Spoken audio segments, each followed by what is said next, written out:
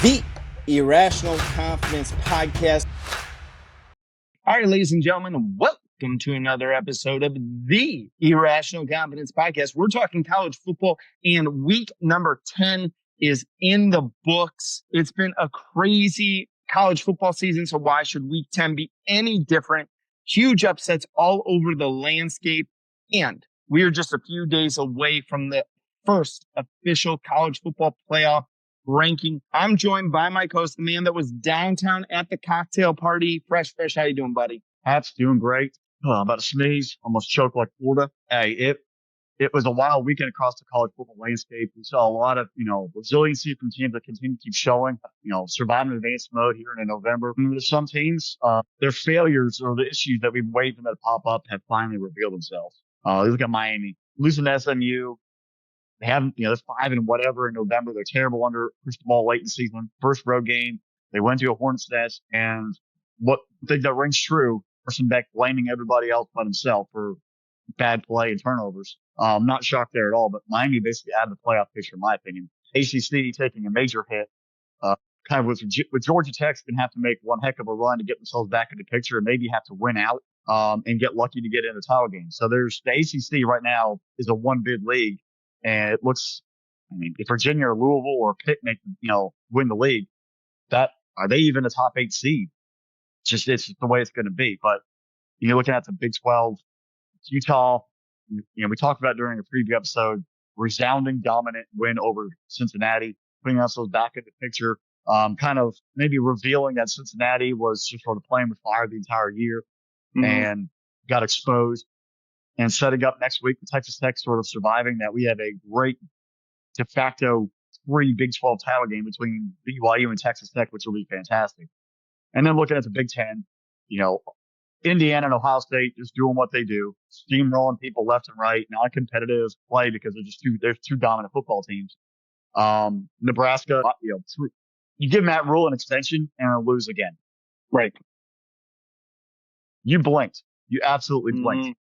This whole, he's the guy. He's not the guy. Penn State wasn't going to hire that joker, and you now are stuck with him, and you're going to lose more football games that matter down the stretch. So big L on you. It was a great weekend of college football. Teams continue to keep rising to the top and battling through, and surviving advanced mentality is what you need here if we go through November. I'll say this, Fresh. Not so fast, my friend. I have ACC as a 2-bid league right as of today.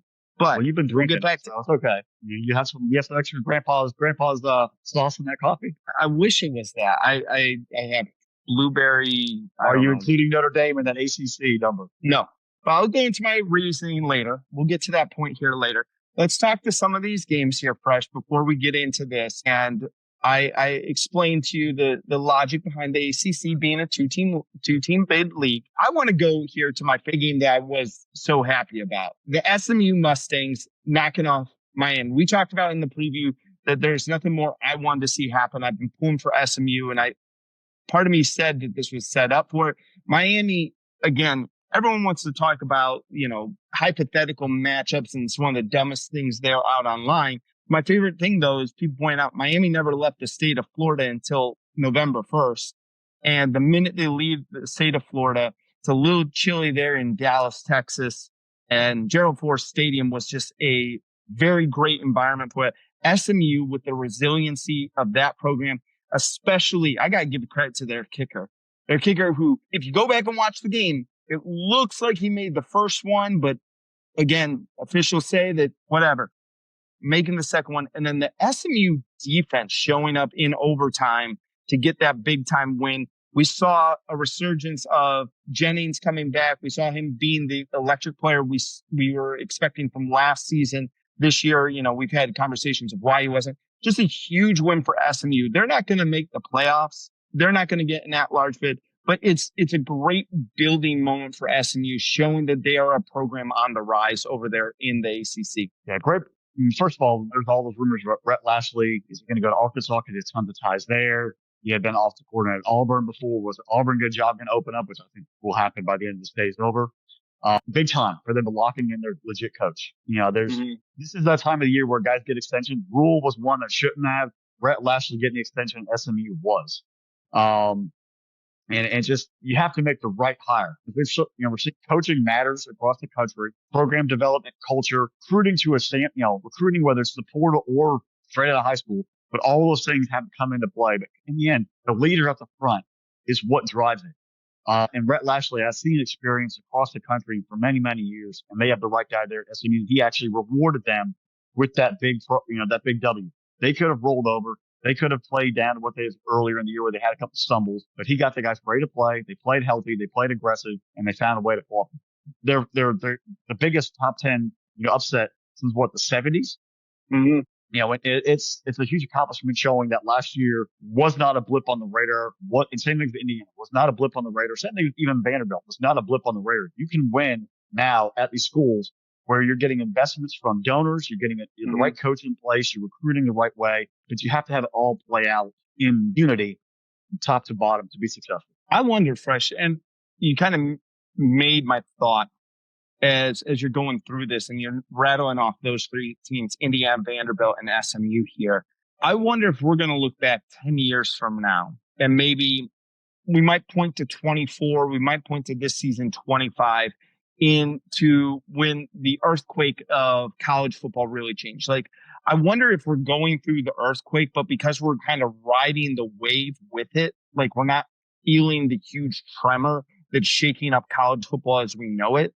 And then 10 years from now, we're going to look at it. We're going to look back and go, this was the moment that the earthquake like kind of shook up all of college football. And at that point, Cincinnati is going to be at Indiana for a long time now.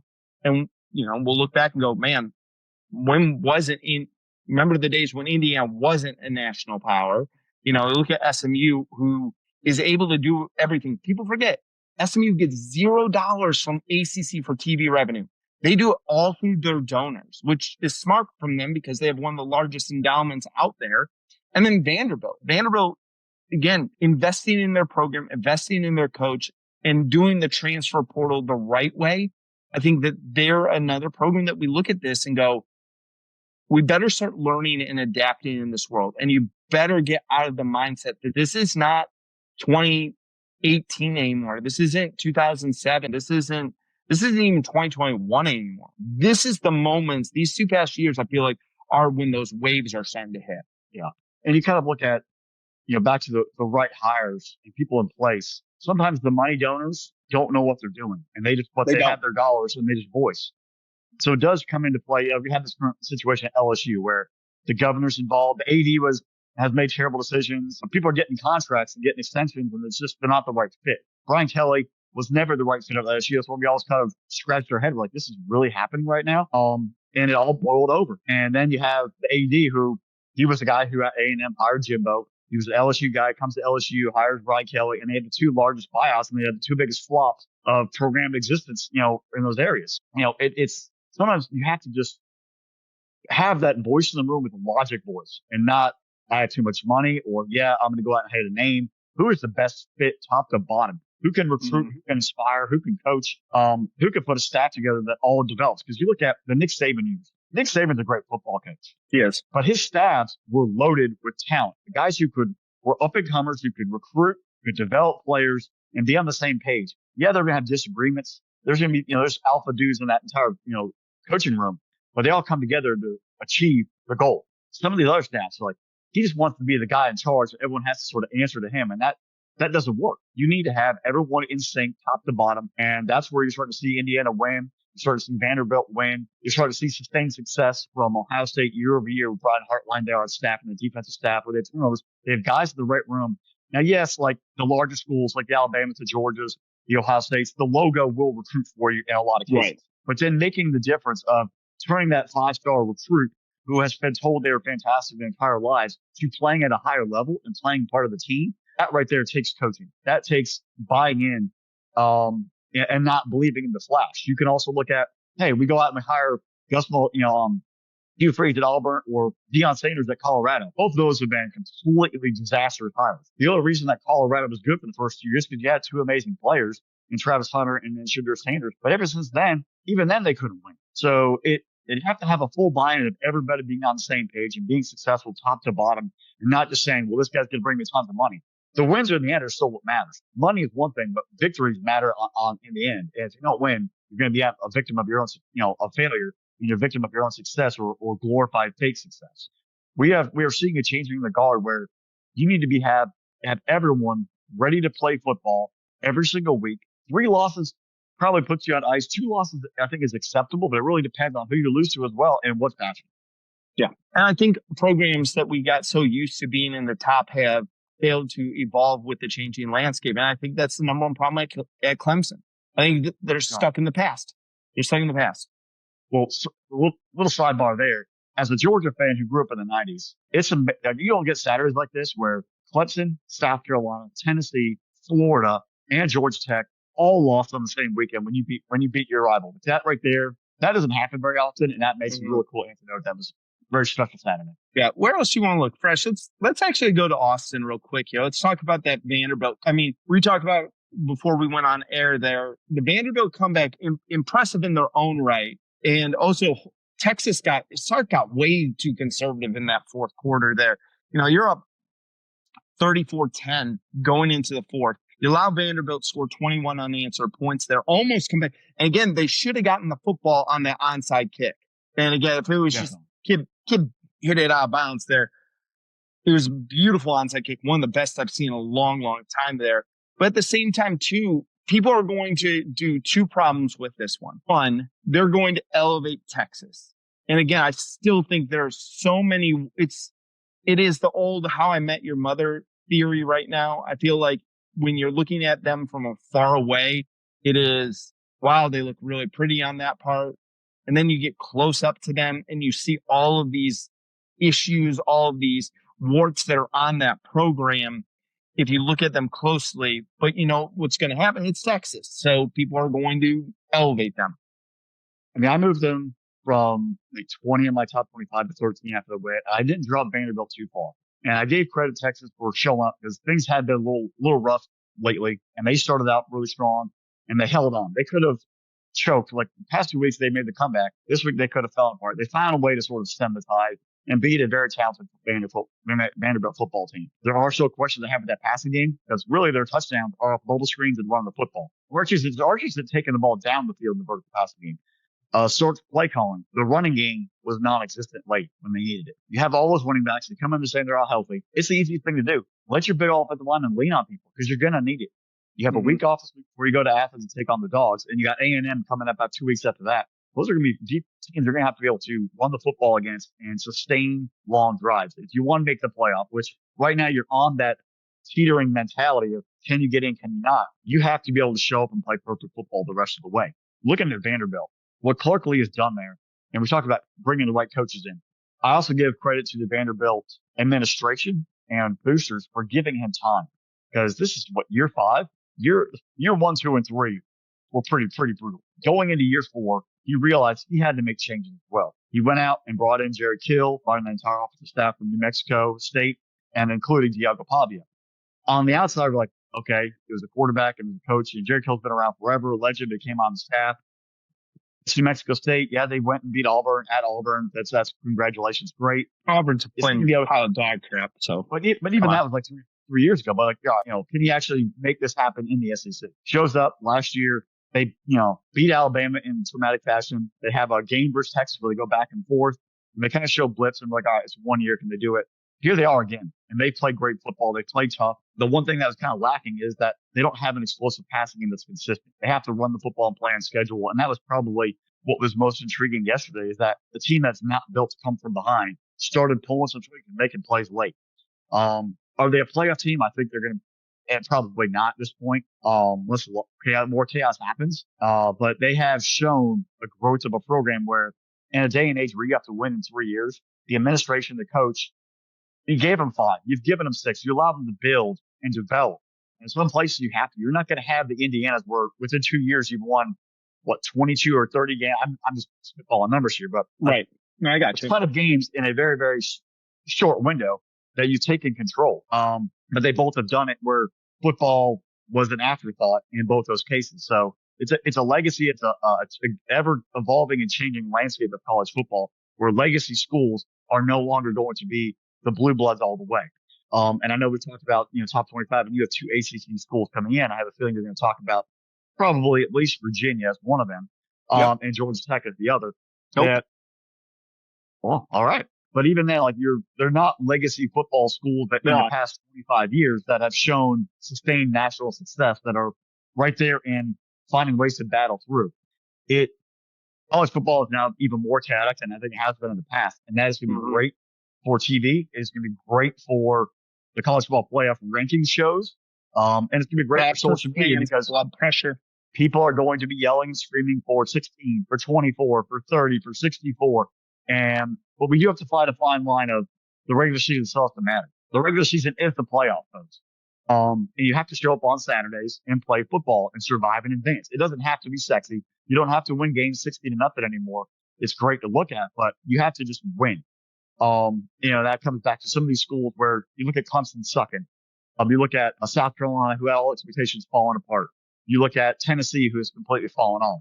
They're not winning games that they need to be. They're not making plays in the fourth quarter, the third quarter, where they have to sustain and keep driving home. And that is coaching as players buying in a day and age where we just have to win ball games. And it doesn't matter how, you just take the next week and keep moving forward and apologize for nothing. Eventually, if you're good, that will rise to the top. And if you're mediocre, that will eventually be a reveal game that gets bigger and bigger late November into January. So it's football at its finest, and you have to make plays. The NFL is always fantastic because of parity, and they have 9-8, 8-9, make the playoffs, and you roll through it. College football, we're starting to see a little more of that. They're still dominant teams, but you're going to have more parity, which creates more chaos and entertainment. Yeah. Price, we got to go to a program that I feel like is not getting enough love as much as they're rated number 2 by the AP voters. Again, I still do not give a crap about the AP voters after this year. I've learned I don't trust them at all. But I was telling you off air because I got the chance. I went back and I watched this game. The condensed version of games, folks, is fantastic. If you haven't found those on YouTube, it takes out all the commercials, all the breaks and stuff where you can watch a game in about 25 minutes here. And the Indiana Hoosiers, this is one of those things now that I've come to learn. If I'm ever talking college football with someone and you tell me Indiana and you start acting like the fact is that we're talking about Indiana as being a top 5 program or top program in the country and a program that can legitimately win a national title. It shows me that you know absolutely nothing about college football. Now, they may go in the playoffs. The moment may be too big for them, and that's fine. But the fact is of what I watched them do to Maryland the other day was absolutely remarkable. And what they did in the ground game, the biggest difference for me, and we've talked about how games are won in the trenches at the line of scrimmage. I'm watching Indiana's offensive line take Maryland's D tackles and D ends and push them 4, 5, 6 yards back on run plays. I don't care who you are. The fact is that you're pushing 320-pound human beings back that far and being that physical at the line, at the point of attack is just absolutely incredible. Indiana is a legit team that can hang with anybody in college football. I admitted to you, Fresh, when Ohio State and Indiana play in the Big Ten title game, Indiana makes me truly nervous because of their ability to be physical at the point of attack. And the way that Curtis Cinetti has put his stamp on that entire program, we're going to run the ball. We're going to be physical. Yeah, we have flash in our passing game with our quarterbacks and our receivers, but in the end, the fact that they could run the ball without any opponent offering any kind of resistance is significant. They run the ball whenever they want to. They throw the ball whenever they want to. And their defensive front. The one thing that we saw last year when they played at Notre Dame, and we saw when they played versus Ohio State, is that the offensive defensive line wasn't up to snuff just yet. And they had some players on the outside, but they just couldn't own the line of scrimmage consistently. That has changed. That defensive front for Indiana is allowing that secondary to play a little more bold and to jump more passes if they have to. And they're going to be able to dictate and take away the quarterback sitting back in the pocket. In the offensive line, protecting Mendoza, running the ball, Hemby having, there's one run yesterday. There's no no Maryland player within 3 yards, but at the point of line of scrimmage, at the initial point of contact, he just was a boom, shot out of a cannon right down the field. That right there, you're getting to the second level. You're putting a hat on a hat, and you are enforcing and dictating your influence on the opponent. They are a very good football team. There's talk they actually might be ranked number 1 in the country, come out in the playoff poll. At the end, this is right now. Ohio State, Indiana are both in the playoff. They're going to both play for the Big Ten title game. 1 and 2 will be decided on December, 7th or 6th, whatever that Saturday Something night like is that. in Indianapolis. And whether one of them are both in the top 4 in the playoff final rankings and heading into the and getting a bye, or is one number 1 and then one number 5, will be determined in that ball game. But neither of these teams at the end of championship Saturday should be and will be outside the top 5 in the country.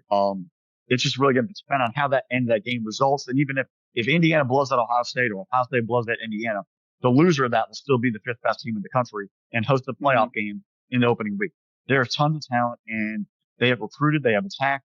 They both have a quiet, confident swagger about them that leads to expectations being higher. The games that need to win will become later. Now, yes, there are some Ohio State players saying they have the best offense and best defense in the country and the best receiver room. And you know what? I don't disagree with them at all. Some people might think that is a little, too overconfident. I think that is them embracing who they are because they've shown it.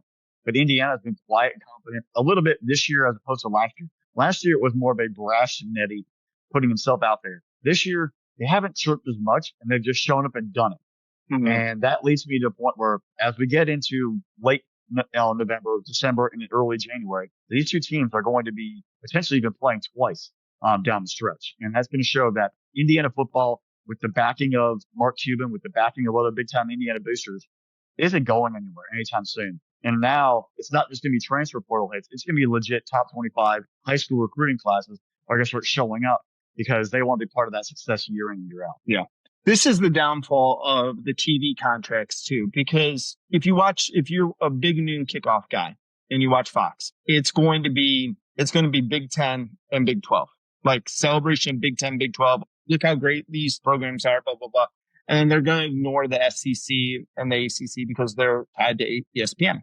You watch College Game Day and it's going to be, look how great, how competitive and how deep the SEC is. And look, the ACC is this.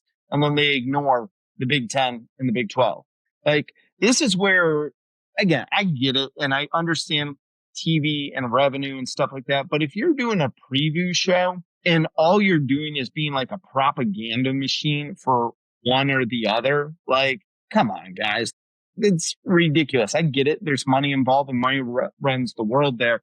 But it feels like you're paying people to say like nice things on the other program about someone that they are in bed with their TV contracts. Well, it feels like, look, bringing Michigan is a perfect example. We've all seen Michigan with our eyes this year. They're not very good. Are they a top 20 team in the country because everyone else is terrible? Yeah, but when they play the big boys, they're getting bad. But David Portnoy and Fox, they have to talk about it. And you bring up, College Game Day. They've gone to back-to-back Big 12 this past week and upcoming next week. But that's because there's a lot of chatter of why aren't you there for other games that should have been there.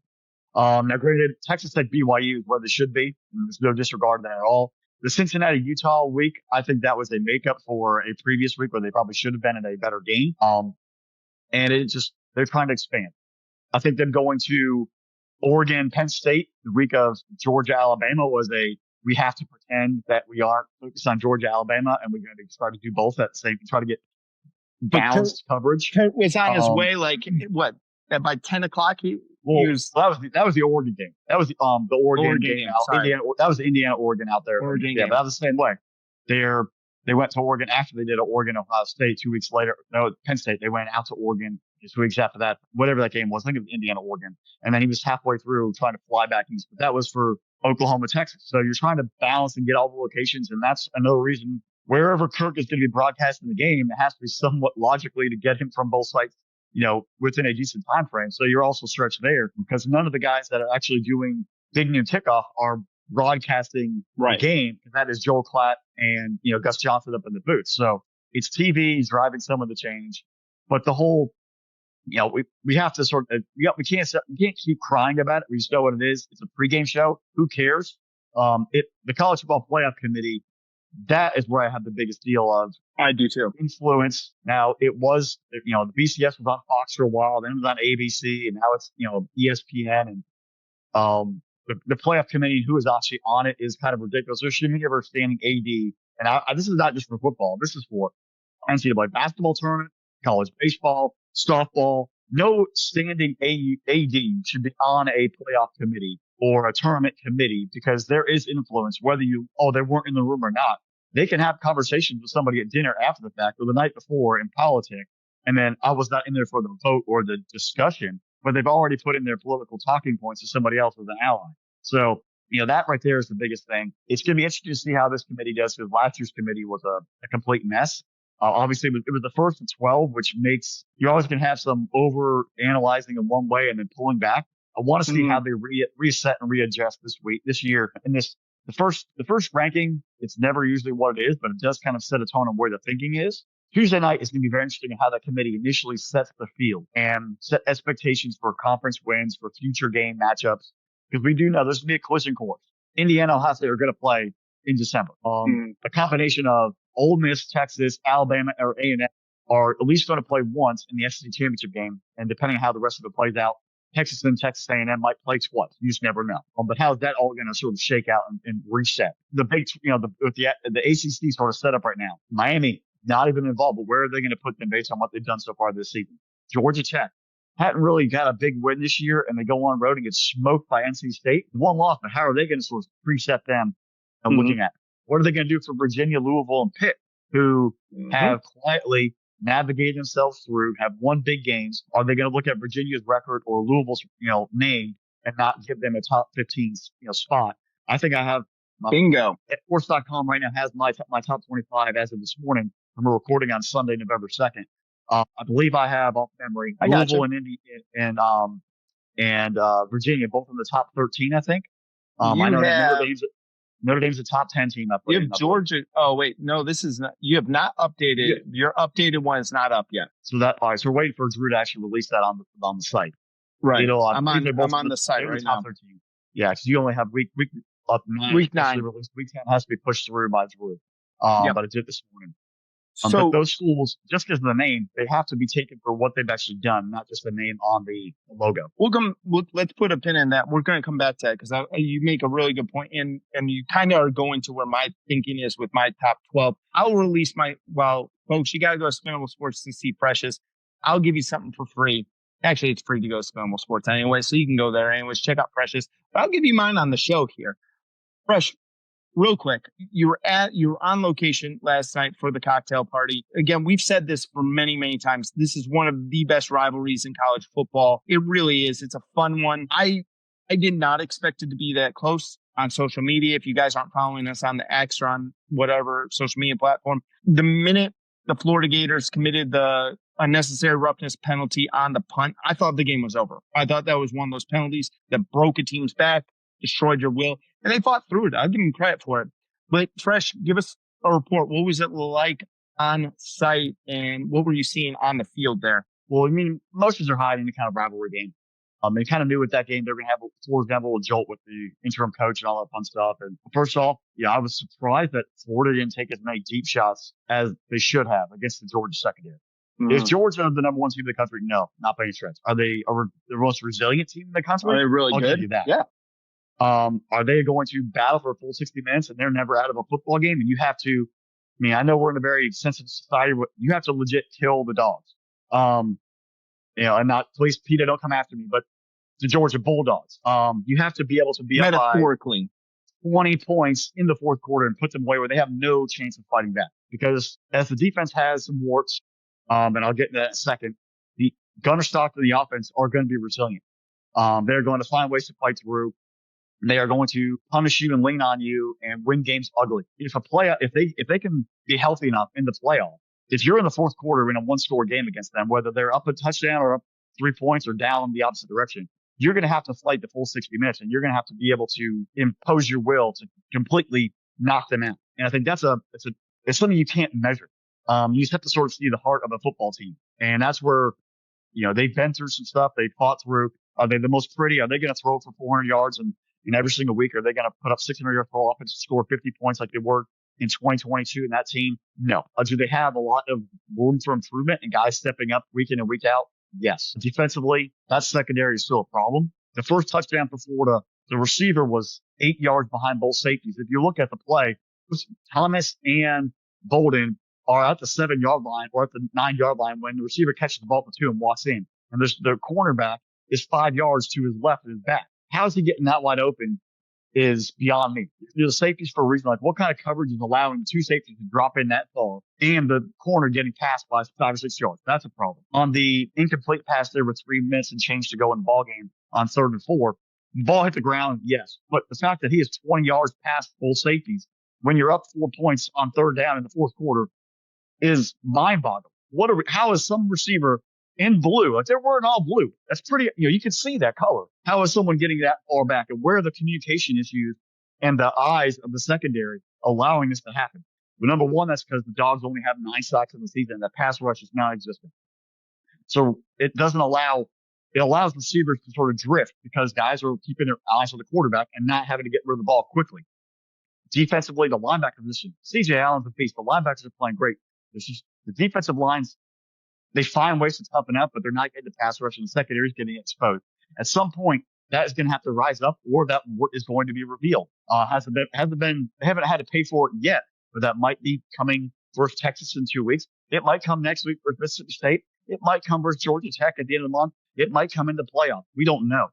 But that's something that Georgia has to get taken care of. They are a very good football team. They are playing as one, but they have to play better and have to communicate better on all areas to be a national championship contender. Because right now they are not. Any Georgia fan will tell you they are not a contender at this point.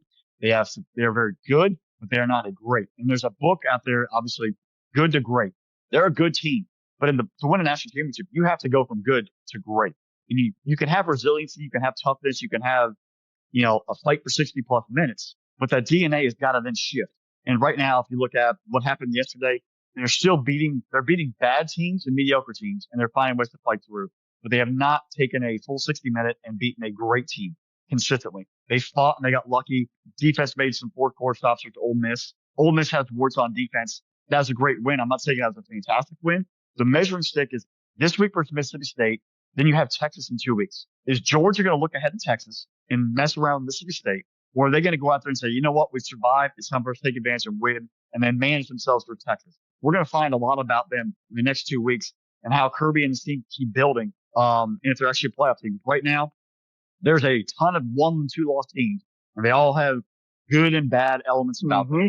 The playoff committee is going to have to sort through the mess. I actually feel bad for the committee because we are in this part where how do I actually find the best 10 to 10 teams in the country? You have top 2, Indiana, Ohio State are in, period. I'm saying it right now. The rest of the 10, including your group of 5, how do you find that? Because right now the group of 5 is going to become somewhat out of the American, but that is, where do you even rank them in that top 12? Right. It's going to be a monumental task. So the committee's going to have a lot of their hands full, and you have to just survive an advanced mentality.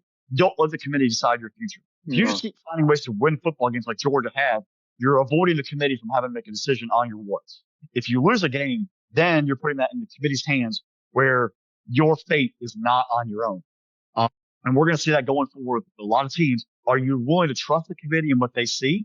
Or are you willing to just, you know what, this is survive in advance. I don't care how good it is, just get in. Like the NFL mentality. Just get in the playoffs. The committee has no choice there. You just fight and fight and fight and win on the field. Georgia, Gunnar Stockton is the right guy. And we've seen from Carson Beck what he did in the past 2 games. He's throwing picks and blaming people. Carson, that mentality, the locker room is kind of, shattered or there's a divide. Gunnar at least has the guys back and he's playing tough and allowing this team to be resilient. But we'll see how far they keep moving forward the rest of the season. Right. Real quick here, Fresh. I saw this online, and I figured I'd ask you on this. Would you say if you traded Gunnar for Haynes King, straight up trade, is Georgia a better team or a worse team? Straight up trade. Everything else is the same. I would say it's a push. You think it's a push? I think it's I think they'd be better. The only thing is that I have concerns about injury wise.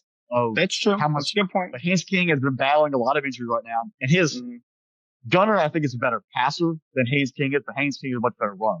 Haynes King running the football is a staple of the Georgia Tech offense. Gunnar Stockton running the football is not a staple of the Georgia offense. Georgia can run the ball with the running backs and use him off of that. Haynes King has to be running for Jamal Haynes in that running back group at Georgia Tech. to then be successful and allow that to open up. So it is very, very close. I think both are great fits for what the team currently wants to do. Mm-hmm. They're not pocket passers. They're not going to consistently throw for 350 and 4 touchdowns. Their legs are elements in each of the team's offenses. If Haynes King was at Georgia, I would not be mad because the dude he's a baller. Awesome. He's a dog. And honestly, I'm surprised that he has still been able to keep. Mm-hmm. He's a tough dude. He has taken a beating over the past couple of years. He's a gamer. He embodies Brent Key and that entire coaching staff and Buster Faulkner, the offensive coordinator at Georgia Tech. Gunnar Stockton embodies Kirby Smart and the Mike Bobo element of, I'm just going to grind it out. I'm not going to be pretty. I'm not going to be sexy, but you know what? I'm going to find a way to keep fighting till the end. They're very, very similar quarterbacks. And there are a lot of teams in the country, if they had a quarterback like that, they would be unbeatable. If Cade Klubnik was like that, Clemson would be a lot better because they would have a guy who's going to put his nose in there and hit somebody and run the football and not be scared and make plays in the fourth quarter that Clemson needed, especially versus Duke, that they didn't get. One of those two guys was at Miami right now, they would have probably beat SMU. It's just you have that dog mentality that leads, and leadership. Back to what we talked about earlier, like grinding it out and leadership and coaching matter. And Haynes King and Gunnar Stockton are both leaders on the field and off the field. Yeah, I think they're close. I think they're close. It's a reasonable argument on this one. Yeah, I just think Haynes King, it's the whole thing. You take Gunnar Stockton off of Georgia and put anyone on there, Georgia's still a top 10 football team. It's going to happen. You take Haynes King off of Georgia Tech, I think they're a joke. But my point is that I look at Haynes King and go, this guy is the guy that he just got that will. He usually wills his team further. And again, he does take a beating, which hurts him. I just think he is that fraction that would be a difference. Like, I look at Haynes King, if you put him on Georgia with the running back, with everything else is the same, I look at it and go, man, that guy could be truly scary. But and we're at a point right now, like, foxhole guys. Who do you want in your foxhole? Who is going to, if you're out in the deep water, who's going to be out there treading water with you and be able to handle it? And that's a trait you can't coach. That has to come from somebody on the inside willing, like, I'm not going to really get too far down to going to wrap this thing up. And you have your top 25 you want to talk about, but like Navy SEAL training, they put you through a whole heck of a lot, but really they challenge your mind. Like, how much can your mind take? Your body's built to recover, but if you're mentally tough and you can find a way to keep persevering, you're going to end up surviving in the end. And there's mentally tough dudes, and those are the ones who find ways to win. Look, last year, Ohio State was mentally tough in the playoff. Howard, with all the noise after losing to Michigan, all the noise around that program, they could have crumbled, but they banded together. They were mentally tough, and they showed and they played for their coaching staff. Ryan Day was mentally tough going through all that hate that was surrounding the program, got the dudes to focus their attention and hate on winning together, and they went out and dominated. It's a tough football team and mentally tough players that are usually the ones finding a way to be successful when the season matters in the end. And that's the NFL, that's high school, that's college. You have to be able to fight through all the adversity and not be fractured and find ways to get back up off the mat and keep playing. Yeah. All right, Fresh. So let me go through my top 12 and a couple of teams just on the outside looking in. So, all right, if I was a college football playoff committee member, these are my requirements. All right. And I do a couple of things in order here. My first question, Abby lost. Abby lost the game this year. Abby lost. Because this goes back to, and I've been consistent about this for a very long time. Go back to when Cincinnati made the run to the college football playoff. Everyone talked about how they were not in a Power 4 conference, Power 5 conference at the time. And I said they did everything that they were supposed to do. The thing that you're supposed to do, doesn't matter who's on your schedule, you go out and win. All right. That is the number one thing for me. So my top 4 teams right now are the 4 undefeated teams in a Power 4 conference. I have, and again, I feel like you could flip-flop this 1-2. Regardless, Ohio State, I have them at 1. Again, I'm a Buckeyes fan. I'm going to lean towards my favorite team slightly over Indiana, but I have a mad amount of respect for Indiana. So right now I have Ohio State 1, Indiana 2. If you want to put Indiana 1, Ohio State 2, I would be totally acceptable with that. I have Texas A&M in at number 3 right now. Texas A&M with some big wins on there. They're going to be tested too down the stretch here. But again, they've done everything they're supposed to do. My number 4 team is the BYU Cougars. And again, I go back to the question, have you lost the game yet? If you have not lost the game, I think that being undefeated in a Power 4 conference. Now, again, I'm not talking about the American, not talking about the MAC. If a team was undefeated in there, I would have a different viewpoint. But you got to be undefeated in Power 4 is my number one thing. Second thing, and it's a kind of a combination. For my one-loss teams, who have you lost to? Who have you lost to?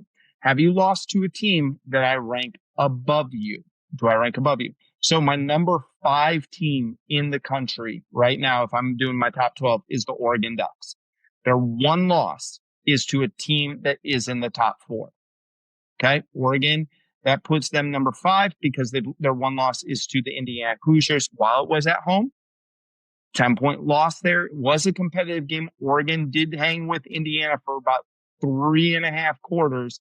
And again, Oregon made some mistakes later on in that game. I would say 3 quarters at least. Half quarter will give or take. Yeah, fourth quarter was when the game got pretty decided. much Indiana rolling through. Yeah, right. It was that third quarter was the last hope for the Oregon Ducks. Okay, so my next thing is head to head. With that one loss, did you lose to a team above you?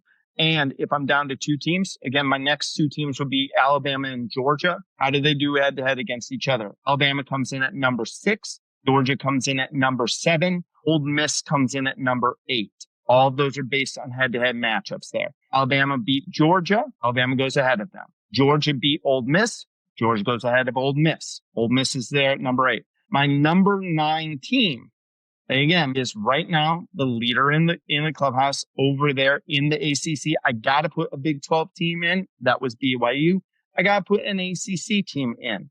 My number 9 team is the team I think is going to win the ACC, and that's the Virginia Cavaliers. My number 10 team goes back to my original principle. If you're a one-loss team, who did you lose to? And my number 10 team is the Louisville Cardinals. The reason being, Louisville's one loss on the season is to the Virginia Cavaliers. Right now, that's my way of doing that. And my number 11 team. Now, this was the hardest one. When I got to 11, I started going, I got a bunch of teams with 2 losses. I got a bunch of teams like that we can argue a ton about. Again, one of their 2 losses, one was to Miami week 1, and their second loss was at home to my number 3 team in there. And ever since then, they have rolled through their schedule and looked impressive doing it. This comes down to the eye test. Number 11 is the Notre Dame Fighting Irish. I have Notre Dame in at number 11. Number 12 is the best group of 5 team in my eyes right now, Memphis Tigers. They got to be in there. Outside looking in goes in this order. I have Texas Tech at number 13. One loss. They get BYU next week. That's why I'm putting them at 13, because if BYU loses to Texas Tech, guess what? BYU will probably drop out of the whole thing. They're up to number 4. They'll lose that. Texas Tech will jump in, but probably not as high as BYU. Vanderbilt to me is number 14. I have Georgia Tech at 15, Texas at 16. And then I have the Wolverines at 17 and USC at 18 right now on the outside looking in. I had a hard time. I rushed through the bottom half of that, the 16, 17, 18, because then I started talking to myself about a team like Miami. I started talking to myself about Tennessee as well. So I'm not as firmly planted on those back end teams, but my top 12 is where I really went through it. And I agree with the top, for most of the, one question I do have is you talk about beating teams in order. Well, Texas just beat Vanderbilt. So that they had the same record. That should flip, in my eyes. But yeah, no, that would work. Yep. But outside, it's pretty straightforward. And this is not tough. We're going to have, everyone says you're going to be remembered in November. I think I have Miami at 20 or 21. You'll check Spinnable Sports by Comp, an official one. I actually dropped Tennessee out of my top 25. 3 losses. It's tough to even, Don't impress me much. We might have to start having a conversation about Josh Heupel, because I'm going to look at this right now, and I know we want to, a little sidebar, but all the recruiting elements they brought at Tennessee, all the money, The one true high school recruit quarterback that he brought in was Nico. And that team, they made the playoff. Maybe they shouldn't have been in the playoff, but they got absolutely embarrassed. Mhm. This year, you have a recruited quarterback, but you're going to bring in Joey Aguilar in. You won't play a Meckliner, or I think his name is. Where's the offense at? But you have all the receivers. Matthews, Brazil, McIntyre and Merklinger. Merklinger. There you go. But it's just like if you're recruiting them, they've been there for 2 years. Why aren't they showing up? I know they've had some offensive line issues. I know they've been trying to get the corner. He's been hot for most of the year, McLeod or McCord, whatever his name is. It just seems like a dysfunction. Like this team, they get the tee and everything's great. And we'll have Neal and Rock the top and all that fun stuff. But when it matters, they just don't show up in big games. You look back a couple of years ago with Hendon Hooker. They go to South Carolina. All they had to do was win the game, and they're probably even much more a playoff consideration.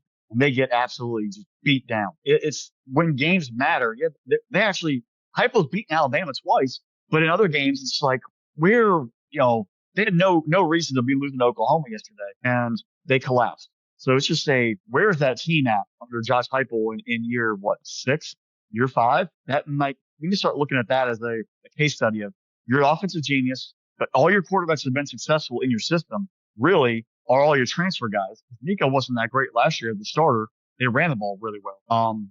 There's a conversation to be had about Tennessee football right now, and I think the fans are starting to get a little irritated because they were promised and they have expectations that are extremely high, but they're not living up to it. Yeah. McIntyre was the 4-star that came in just this past year. He's a local kid from Tennessee. He was the 4-star, 6'5" kid. My question is, now that you have 3 losses, why not go to him? Aguilar's a great story, but go to one of those kids. And arguably, you can pass by Vanderbilt. And if you lose to Vanderbilt this year on Rocky Top on Senior Day and get your 4th loss, there's a lot of questions there. A lot of questions. Yeah. All right, Fresh. We went long on this one, but this was a good one because we're at that point in the year where we need to start having these bigger conversations about college football as a whole. And it makes it everything that's happening on the field. We didn't even get to talk about new residents of Fraudville. So that gives you a chance. Guess what?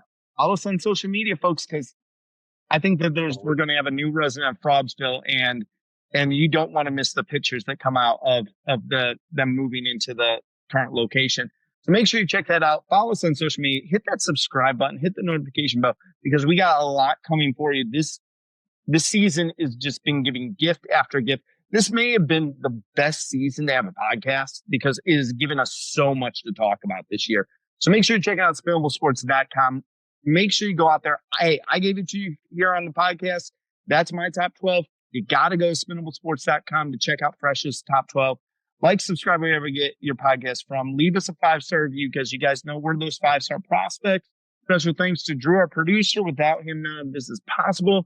Fresh, that's all I got for week number 10. We got to go and roll into week number 11 with the preview because this is an amazing year of college football. I mean, the weather might be getting colder across the country now. We're in November, but these games in the standings, they're getting hotter. We got a heat wave coming, and it's going to start next week at week 11 and move on from there. But hit us up, everyone. Spread the words.